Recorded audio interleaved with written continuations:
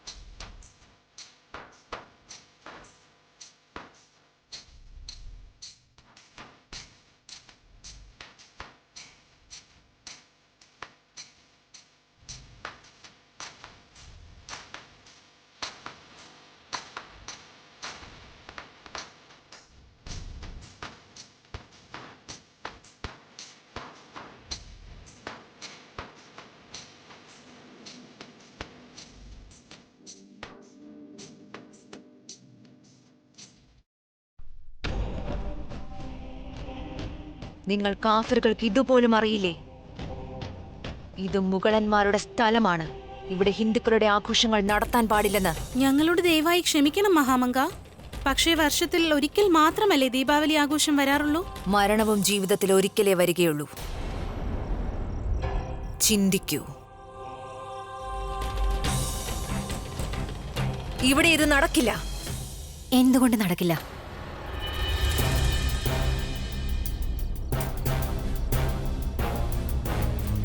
എങ്ങനെയാണോ നമുക്ക് റംസാനും ഈദുമുള്ളത്, അങ്ങനെ തന്നെയാണ് ഇവർക്ക് ഹോളിയും ദീപാവലിയും ഉള്ളത്. പറയുന്നത് തെറ്റാണെങ്കിൽ ക്ഷമിക്കണം ഹമീദ. എന്നാൽ ഇവരും നമ്മളും തമ്മിൽ ഒരുപാട് വ്യത്യാസമുണ്ട്. അവിടുന്ന് ഒരുപക്ഷെ മറന്നുപോയിട്ടുണ്ടാവും. ഓർത്തു നോക്കൂ, ഞാൻ ജലാലിന് ഗർഭവതിയായിരുന്ന സമയത്ത് വേദന കൊണ്ട് പുളഞ്ഞപ്പോൾ ഒരു ഹിന്ദു തന്നെയായിരുന്നു എനിക്കന്ന് ആശ്രയം നൽകിയത്. അന്നൊരു ദീപാവലി ദിവസമായിരുന്നു. അപ്പോൾ അവിടുന്നും ദീപം തെളിയിച്ചിരുന്നു. ഓർമ്മയില്ലേ? അവിടത്തെ ഉത്തരവ് പോലെ തന്നെ ആകട്ടെ ഹമീദ.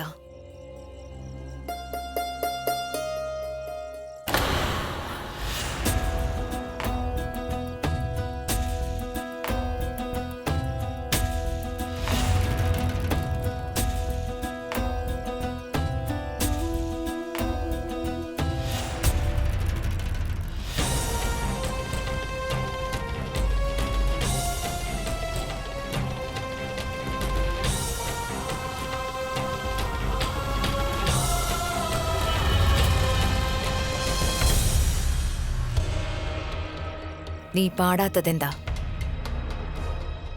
പാടൂ.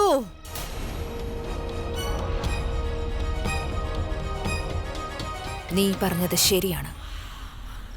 ദീപാവലി വർഷത്തിൽ ഒരു തവണയാണ് വരാറുള്ളത്.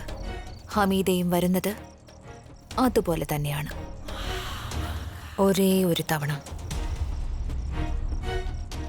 എപ്പോഴും വരിക ഞാനാണ്.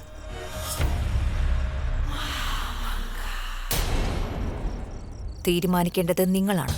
ഈ ദീപാവലിയുടെ ദീപം കത്തിക്കണോ അതോ ഓരോ ദിവസവും ഇഞ്ചിഞ്ചായി നരകിച്ച് ചാവണോ എന്ന്. രേഷ്മ, ദാസിയുടെ പേരെന്തായിരുന്നു? ഇതുപോലെ ദീപാവലിക്ക് ദീപം കത്തിക്കാൻ ആഗ്രഹമുണ്ടായിരുന്ന, ദീപാവലിയുടെ ദീപത്തിന്റെ തീയിൽ കത്തിച്ചാമ്പലായവൾ.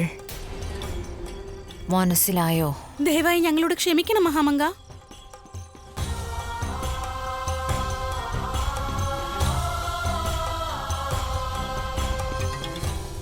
ഈ സ്ഥലം വേഗം വൃത്തിയാക്കിയിരിക്കണം. ഞാനിന്ന് ഇവിടെയാണ് നിസ്കരിക്കുക.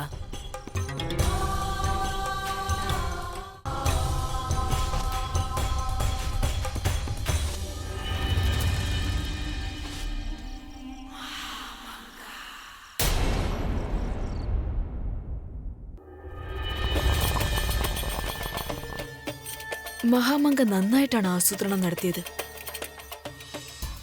എന്നെ നന്നായി വിഷമിപ്പിച്ചു.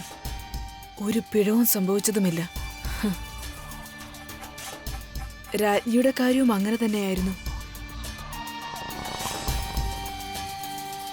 നിനക്ക് മനസ്സിലാകുന്നുണ്ടോ ഘോഷ്യ? ജലാലുദ്ദീന്റെ ധനം അത് എത്രമാത്രം വർദ്ധിക്കുകയാണെന്ന്. അതെ അതെ, മഹാമംഗയുടെ അധീനതയിലാണെല്ലാം. ഹമീറ ബീഗത്തിന് പോലും ഒന്നും ചെയ്യാനാകുന്നില്ല. അത് അവരെത്ര കുശാലബുദ്ധിയായാലും അവർക്കൊരു ദൗർബല്യമുണ്ട്.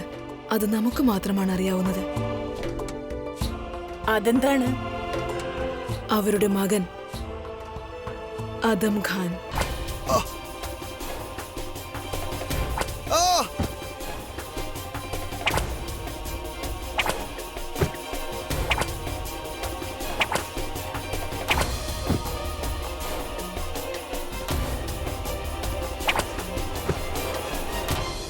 എന്റെ ദൈവമേ, ഇനി എത്ര നാൾ ഇത് സഹിക്കേണ്ടി വരും?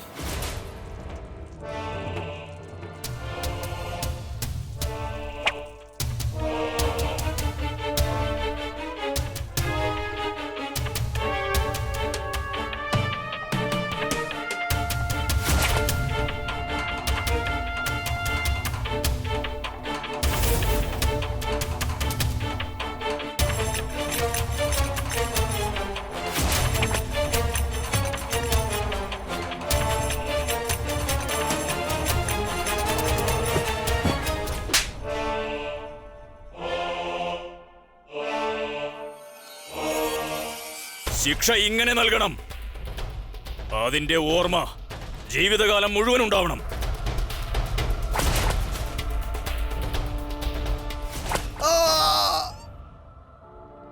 നിങ്ങൾക്ക് സ്വന്തം ജീവൻ രക്ഷിക്കണമെന്നുണ്ടെങ്കിൽ മറ്റാചാരങ്ങളെല്ലാം വേണ്ടെന്നു വയ്ക്കേണ്ടതാണ്. കാരണം ഈ സമയം ഈ സ്ഥലത്ത് നിങ്ങളുടെ പടച്ചവൻ ഞാനാണ്. ശിക്ഷ വാങ്ങാൻ ആഗ്രഹമില്ല എങ്കിൽ അവർ ഏറ്റവും വേഗത്തിൽ എല്ലാ ചടങ്ങുകളും ഉപേക്ഷിക്കണം. ഇത് അന്യായമാണ്, ഇത് ദ്രോഹമാണ്. ഇതെല്ലാം ഞങ്ങൾ ഹിന്ദുക്കൾക്ക് മാത്രം ബാധകമാണോ? മുഗളന്മാർക്ക് ബാധകമല്ലേ? ഇതെന്ത് നീതിയാണ്?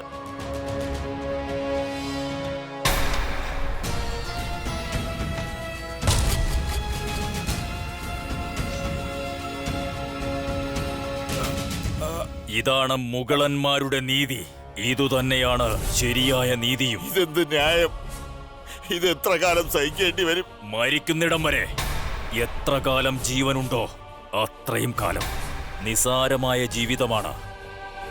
ഒരു ചെറിയ പിഴവ് പറ്റിയാൽ അതില്ലാതെയാകും. അതുകൊണ്ട് അതിന്റെ വില നൽകിയേ മതിയാകൂ. ജീവനെടുത്തോളൂ, ഒന്നുമില്ലെങ്കിൽ ഈ കഷ്ടതയിൽ നിന്നും മുക്തി ലഭിക്കുമല്ലോ. ജീവനെടുത്ത് ക്ഷീണിച്ചിരിക്കുന്നു നാം. മടുത്തുപോയിരിക്കുന്നു. പറയ്, ഇസ്ലാമായി മാറാൻ പറ്റുമോ? ഹിന്ദുവായി ജീവിക്കാനാവില്ല. അങ്ങനെയായാൽ നിങ്ങളുടെ ഈ ബുദ്ധിമുട്ടുകളെല്ലാം അവസാനിക്കും. ഞാൻ കാല് പിടിച്ചപേക്ഷിക്കുക. എന്നോട് ക്ഷമിക്കണം. ഞാൻ ജീവിതകാലം മുഴുവനും ഭഗവാനെ ജപിച്ചു കഴിഞ്ഞതാണ്. ഇപ്പോ ഞാനിത് എങ്ങനെയാണ് ഉപേക്ഷിക്കുക പ്രഭു? എന്നോട് ക്ഷമിക്കൂ. അപ്പോൾ നീ നിന്റെ തീരുമാനം മാറ്റുകയില്ല?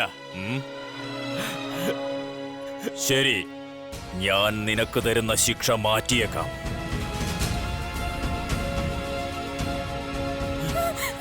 വേണ്ട വേണ്ട വേണ്ട. എന്നാൽ നീ നിന്റെ മാല ഉപേക്ഷിക്ക്, അല്ലെങ്കിൽ നിന്റെ ചെറുമകൻ ശിക്ഷ അനുഭവിക്കും. വേണ്ട വേണ്ട, അങ്ങനെ ചെയ്യരുത്. അവനെ വിടു പ്രഭു, അവനെ വിടു.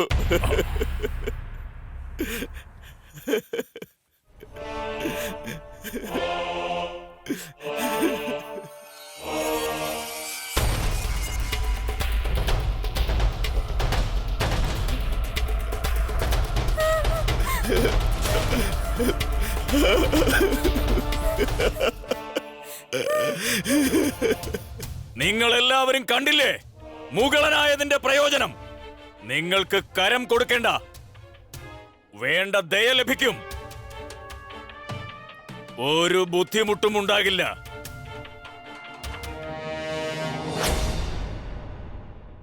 പ്രണാമം പ്രഭു. സൈന്യാധിപർ ബൈരം ഖാൻ രജപുത്ര രാജാവ് തഹ്മലിനെ തടവിലാക്കി. ഇപ്പോൾ അയാളുടെ ശിരസ് ഭേദിക്കാൻ പോവുകയാണ്.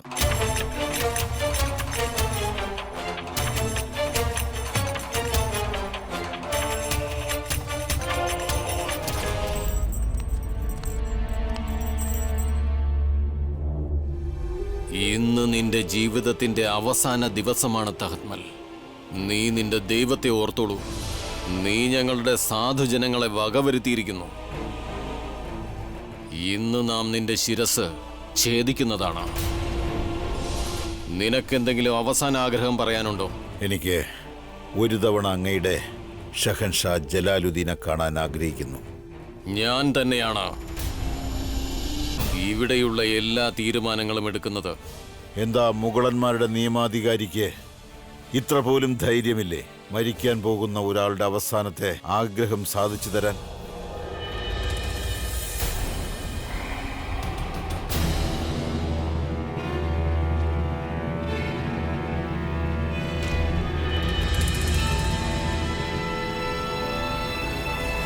സൂക്ഷിച്ചു വേണം സംസാരിക്കാൻ.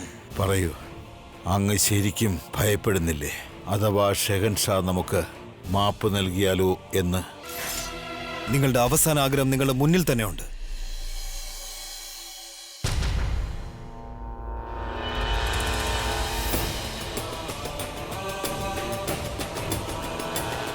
പറയൂ, എന്താണ് വേണ്ടത്? നമ്മുടെ ഖാൻ ബാബയുടെ ബന്ധുക്കളെ നിങ്ങൾ കൊലപ്പെടുത്തിയിരിക്കുന്നു. അതിനാൽ സ്വന്തം ജീവനൊഴിച്ച് മറ്റെന്ത് വേണമെങ്കിലും ആവശ്യപ്പെടൂ രാജൻ തഹത്മൻ. ജീവന് പകരം ജീവനും പിന്നെ ജീവിതത്തിന് പകരം ജീവിതവുമോ? പറഞ്ഞുവല്ലോ, ഇതാണ് ഞങ്ങളുടെ നിയമം.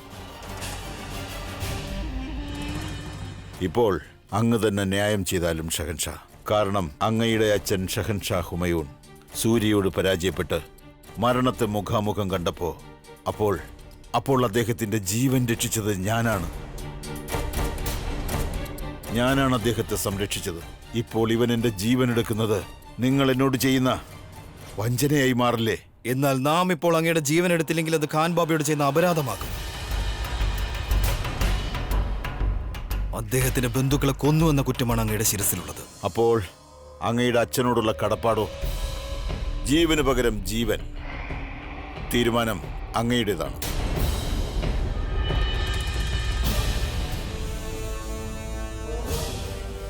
ജലാൽ, ഈ കാഫിർ പലതും തലതിരിച്ച് പറഞ്ഞ് അങ്ങയെ തെറ്റിദ്ധരിപ്പിച്ച് മനസ്സ് മാറ്റാൻ ശ്രമിക്കുകയാണ്. മരണത്തിന് പകരം മരണം, ജീവിതത്തിന് പകരം ജീവിതം. വെറുതെ വിടൂ ഇയാളെ. ജലാൽ, അങ്ങിതെന്താണ് ഈ പറയുന്നത്? എല്ലാവരുടെയും മുന്നിൽ വെച്ച് ഞാൻ ഇയാളുടെ ശിരസ് ഛേദിക്കുമെന്ന് പ്രഖ്യാപിച്ചു കഴിഞ്ഞു. ഇല്ല ഖാൻ ബാബ, ഇദ്ദേഹം നമ്മുടെ പരമ്പരയുടെ, നമ്മുടെ ബാദ്ഷായുടെ ജീവൻ രക്ഷിച്ചു. അഥവാ നാം ഇദ്ദേഹത്തിന്റെ ജീവൻ എടുത്താൽ എല്ലാവരും കരുതും നമ്മുടെ ജീവിതത്തിൽ പരമ്പരയ്ക്ക് യാതൊരു വിലയുമില്ലെന്ന്. ഇദ്ദേഹം ജീവനോടെ ഉണ്ടാവും. ഇദ്ദേഹത്തോട് ക്ഷമിച്ചേക്കൂ.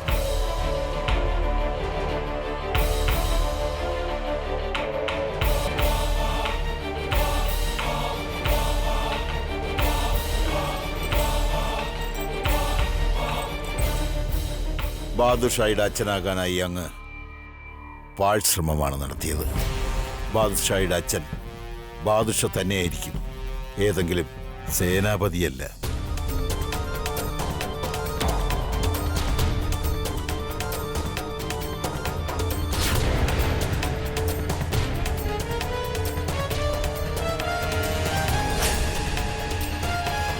ഒരേ ഒരു തവണ ബൈറാം ഖാന്റെ സ്വരൂപം ജലാലിൽ എത്തിക്കഴിഞ്ഞാൽ പിന്നെ ബൈറാം ഖാന്റെ സ്ഥാനത്തെത്തുന്നതിൽ നിന്നും നമ്മെ ആർക്കും തടയാനാകില്ല. അഥവാ ഒരു തവണ നാം ആ സ്ഥാനത്തെത്തിയാൽ ജലാലിന്റെ വാൾ എന്നിൽ നിന്നും അകന്നു പോകും. മകൻ എപ്പോഴും അമ്മയുടെ ശക്തിയായിരിക്കണം. അപ്പോഴേ എല്ലാം നേടാൻ സാധിക്കൂ.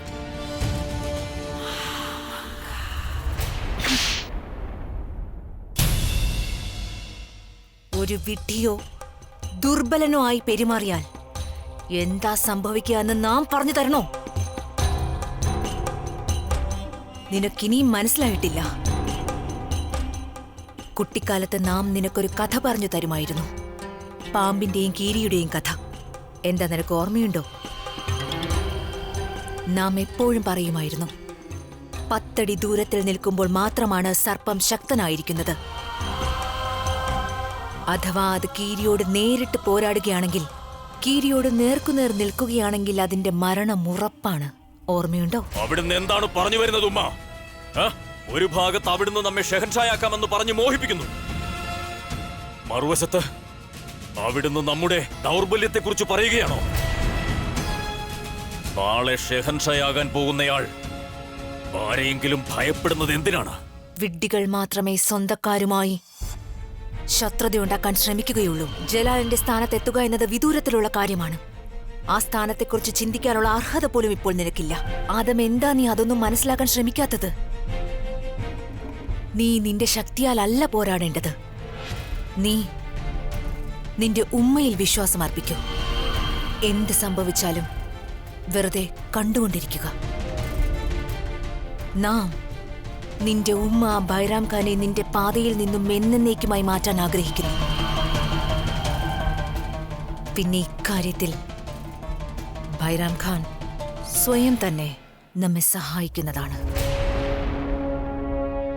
നീ കണ്ടോളൂ.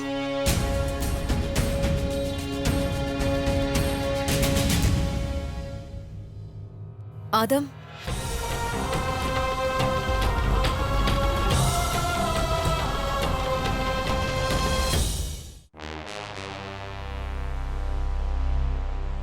അങ്ങുന്നേ, തഖത് മലിന്റെ വിവരം ലഭിച്ചിട്ടുണ്ട്.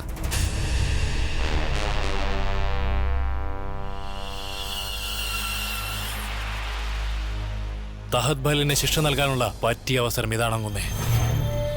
പറയുന്നത് തെറ്റാണെങ്കിൽ ക്ഷമിച്ചാലും ഷെഹൻഷായാണ് തഖത് മലിനെ രക്ഷിച്ചത്. അങ്ങനെയുള്ളപ്പോൾ അദ്ദേഹത്തെ ശിക്ഷിക്കുക എന്നത് ഷെഹൻഷായുടെ ഉത്തരവ് ലംഘിക്കുകയല്ലേ? ഷെഹൻഷായ്ക്ക് മുകളിലാണ് മുഗളന്മാരുടെ സംസ്കാരം നിലകൊള്ളുന്നത്. മുഗളന്മാരുടെ സാമ്രാജ്യത്തിന്റെ തീരുമാനമെടുക്കുന്നത് നാം തന്നെയാണ്. ഷെഹൻഷായ്ക്ക് മുകളിലായി മറ്റാരുമില്ല, അത് അങ്ങായാൽ പോലും.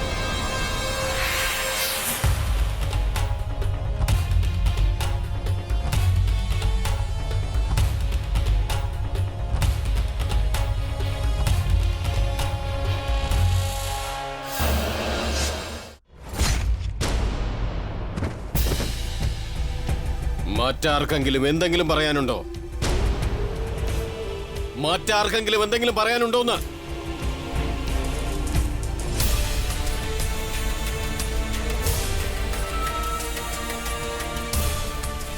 ജലാൽ ചിലപ്പോൾ തഖത് മലിന് ജീവൻ തിരിച്ചു നൽകിയിട്ടുണ്ടാകും. എന്നാൽ നമ്മുടെ ഉടവാൾ അയാളെ വെറുതെ വിടാൻ പോകുന്നില്ല.